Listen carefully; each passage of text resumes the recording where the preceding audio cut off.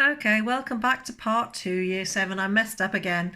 So, we just saw the teacher giving you a demonstration of the four metals reacting with oxygen. Okay, and now we're going to concentrate on magnesium reacting with oxygen to show you all the other things that I want you to learn today. So, magnesium reacts with oxygen, and it gives us this really bright flame that you can see in the picture on the screen there now. Now you need a Bunsen burner to start the reaction off, but the reaction actually happens just between the magnesium and the oxygen.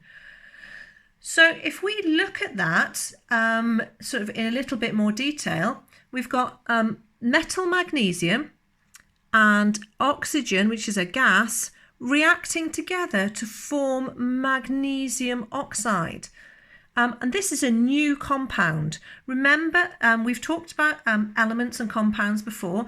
Magnesium and oxygen are elements. They're only made up of one type of atom, and we can find them on the periodic table. And magnesium oxide is made up of two different elements that have been joined together, and they get joined together in a chemical reaction, which is why you see that really bright flame. That's a chemical reaction happening. Okay, so in any chemical reaction, we get new substances formed, like magnesium oxide. So what happens is we start off with things that go into the reaction, that go into the chemical reaction, and we call those the reactants. The things that are produced at the end of the chemical reaction are called the products. Okay? Now, in the next few slides, you're going to see arrows quite a lot. And whenever you see an arrow in a situation like this, the arrow means it changes into. So in a chemical reaction, the reactants react together and change into the products. So again, if we have a look at this with our magnesium and oxygen, the reactants are magnesium and oxygen, and they change into, because remember that's what the arrow means, they change into magnesium oxide, and magnesium oxide is the product. There's only one product this time. Sometimes there are two, but this time there's only one. Okay, so we need to get used to using these words, reactants that go into the reaction and products that are produced. And always remember that we need an arrow, because the arrow tells you that these turn into this. Okay, so let's have a look at this in a little bit more detail. What we want to write is we want to write a word equation, because word equations are nice and quick. As if you think about it, if every time you're describing a chemical reaction, you have to say this. So in the reaction, magnesium reacts with oxygen, and this produces magnesium oxide. And that's a really, really short chemical reaction. Some of them are very long, and so it takes quite a long time to say that. But if you can just say magnesium plus oxygen gives magnesium oxide, really, really quick. And that's what a word equation is. And there's a few rules with word equations. So let's start off. There are always three parts to a word equation. Always, always, always. Doesn't matter how big the word equation is or how simple it is, there are always three parts.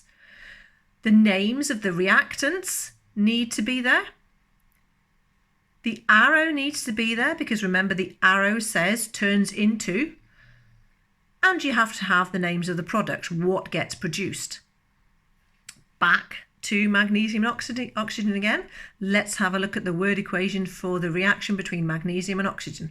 Magnesium plus oxygen, arrow meaning turns into magnesium oxide. This, here we go, is our word equation. And I do hope you all notice how beautiful my nails are today. Pink and sparkly. This is a word equation, and it tells you about the reaction between magnesium and oxygen to produce magnesium oxide. Okay, it's not just magnesium. As I said at the beginning, oxygen will react with loads of different metals. It will react with zinc to produce zinc oxide. Zinc oxide is the white stuff that we use to protect ourselves from the sun. Copper and oxygen react together to produce copper oxide, and iron and oxygen react together to produce iron oxide. Okay, so hopefully you can see a pattern here: zinc oxide, copper oxide, iron oxide. So let's put that into a little bit of use in the next slide. Okay, I expect you during this slide to be shouting at the screen. Okay, So if I add magnesium and oxygen together and they react together, what is going to be produced? Okay, what is the product of the reaction between magnesium and oxygen? 3, 2, 1. Magnesium oxide. Okay, what is the product of the reaction between copper and oxygen? 3, 2, 1. Copper oxide.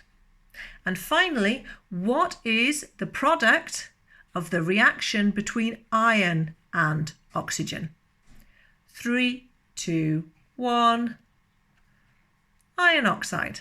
Okay, so notice the pattern: magnesium oxide, copper oxide, iron oxide. Okay, what I want you to do now is go and have a go at the task. The task is really very similar to this. What you have to do is you have to spot the name of the product that has been formed using the names of the reactants. So have a careful read of the sentences, work out what the reactants are called, and then use that to work out what the product is called. Okay? Good luck, guys. Take care of yourselves.